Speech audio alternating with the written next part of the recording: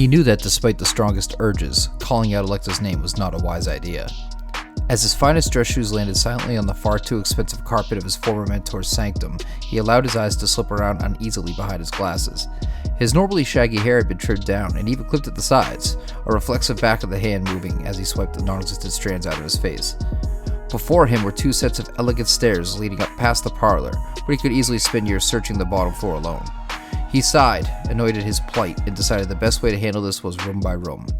Turning left, there was a door, and his stomach flipped. Despite the seeming normalcy of this room, there was absolutely something off about the sanctum, and once more he found himself extremely uneasy about the whole damn thing. Cheeky Scarp, Disarming Rogue, the Grinning Ambassador. These were just some of the names Electa had grafted onto him, and many stuck. He smiled to himself as he opened the door, but it dropped off his face immediately when a bloodshot eyeball that bulged past the open door frame came within centimeters of him. It stared unblinking, and he stared back. Silence. He then slammed the door, hard, and turned, resting his back against it. Wrong door. He knew now what was wrong. Somehow part of this place was hanging over the edge, dripping of the abyss, and he wasn't just uneasy worrying about Electa now, but downright fucking terrified. Adjusting his red tie under his snappy matching red vest, he adjusted the cufflinks and moved to the next door. Hey everyone, welcome back to the Botch Pit. I'm Chris, librarian of the pit, and yeah, it's been a hot minute, but I am back with yet another entry in our guide series for Mage the Awakening 2nd edition. I truly hope you're finding these entries useful, as I've certainly learned a ton while writing them. Alright, I have to admit something here. While the first edition of Mage is not nearly as great as the second, sorry Penny, there is something the first edition did much better, detailing the Abyss. I'm pulling this information from scattered areas all over the second edition book, and it's really only a detailed page or two at a time, and almost never definitively. However, they do leave enough in and around to paint a picture of what and where it is. Let's go. The space in between. As we all know, things are not cut and dry in the Chronicles of Darkness. There's not anything quite as simple as the world, no, not even a little. Just in the little piece of the world we cover in Mage, things are obscenely and grossly massive. For the sake of this guide, however, we'll keep it mostly simple. You have the world normal, quote-unquote, people live in, which the Awakened call the Fallen World. It is a place where the supernal is hidden away and buried, which is called the Lie, created by beings called the Exarchs to keep the masses away from the supernal and keep it to themselves. Then, we have the Abyss. The Abyss is a space between the supernal and fallen worlds, further driving a wedge between the two places and assisting to bolster the Lie. This is no simple wall, however. The Abyss is vast, and not a place to want to visit for long, as this place covets, warps, and corrupts with great fervor. Allow me to take a moment and clarify something. The Abyss here does not function nearly in the same capacity as in the first edition. I'll be going further into what the Abyss is as we go on, but first I'm going to tell you what it's not. It is not a literal separating realm pushing the sleepers, or unawakened, away from the supernal. Misused magic doesn't cause it to broaden, as it is already large beyond measure to the point where entire dead worlds and universes are placed within it, without purpose, at least seems that way. Instead, if one were to guess, I believe it's safe to say that this is a divine drawing board, but who's to say? Regardless, the Exarchs are more than happy to use this to their advantage. The ends always justify the means, especially when they feel they have nothing to lose. The worst part is, though, that the Abyss is always present. Anti-sigils, the opposite of supernal truth, are always around and can quite easily throw a wrench into whatever little plans you have with your Imago. The unwary Awakened that fails to always keep this in mind at any given moment is surely inviting disaster. What manner of disaster, you might ask? Many and varied. But first, let's talk Paradox. Oh, Paradox. From Ascension to Awakening, how you plague me. Yes, you are definitely far more fickle and temperamental in Ascension, but here, the worst part is you're not forced on me now, but dangled above me. Of course, I'll elaborate. Back in the days of Mage the Ascension, Paradox worked like so. Since people didn't believe magic is real, neither did reality, and if you spit in the face of reality, it would hit you back. Hard. Paradox was a bitch, and you had to smile and take it, no lube. In Mage the Awakening 1st edition, all sleepers had a bit of the Abyss in their hearts, and if you cast magic in front of them, that little bit of the Abyss would just strike back at the mage as the Abyss grew larger in size, and the distance from the supernal was made all the worse. Again, you were forced to take it, no loop.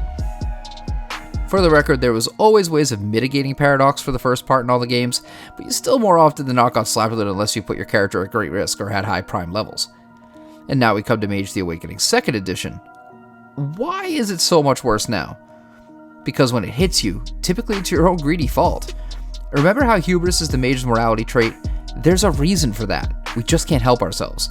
We want a spell to work, desperately. Perhaps we want it to work just a little too well, or perhaps the spellcraft technique is just out of your reach. Regardless, something goes wrong. It gets too hard. It gets too complicated. It gets warped.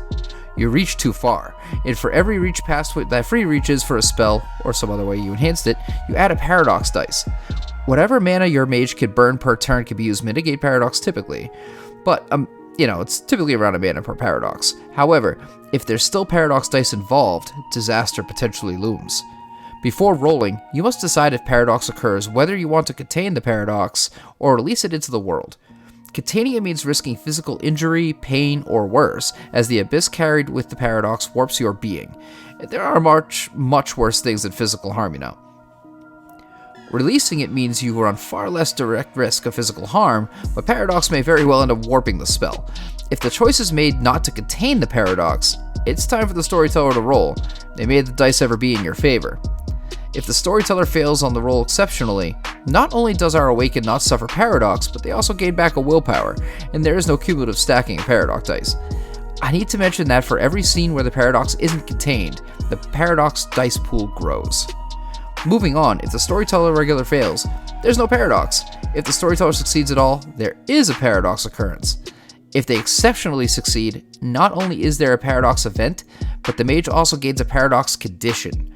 So while the paradox events may occur, the spell may still succeed. The paradox imposes a dice penalty to the spellcasting roll equal to the successes of the paradox roll. The duration of the conditions, for the record, are based on the mage's wisdom. This is where the storyteller information on how crafting the paradox comes in, and this is a beginner's guide.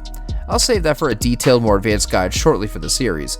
For now, I'd like to cover the basics of the things to keep it light and fresh for the newer people. Paradox conditions. The abyss creeps in and jacks you up. The storyteller hates you, and suddenly they're rolling exceptional successes on your paradox rolls, and your plans have gone to pot. It's time for that hubris or desperation to come home to roost. The following are the examples the books gives the storyteller as to options on punishing the Awakened for allowing the Abyss to twist their casting. Another cool thing about Mage the Awakening 2nd edition is the fact that they invite storytellers to come up with their own creative methods of raining punishment down on the unfortunate Awakened. Here are some examples. The Abyssal Nimbus.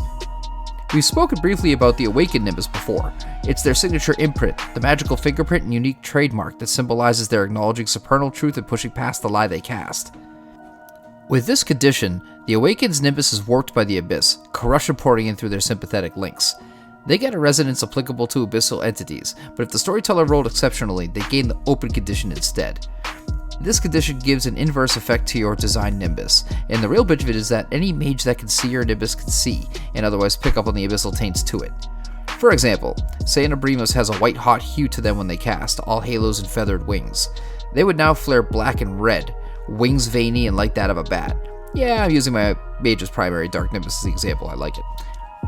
The Abyssal Imago. The Abyss has infected the mage and impaired their ability to envision their Imago properly. Whenever the mage gets this condition, they need to spend reach equal to the number of successes the storyteller earned on the paradox roll. If the mage does not do so, the spell automatically fails and adds dice equal to the spellcaster's pool to the paradox roll. Eef, I thought V5 hunger dice were bad. The Abyssal Backlash. This one is a doozy.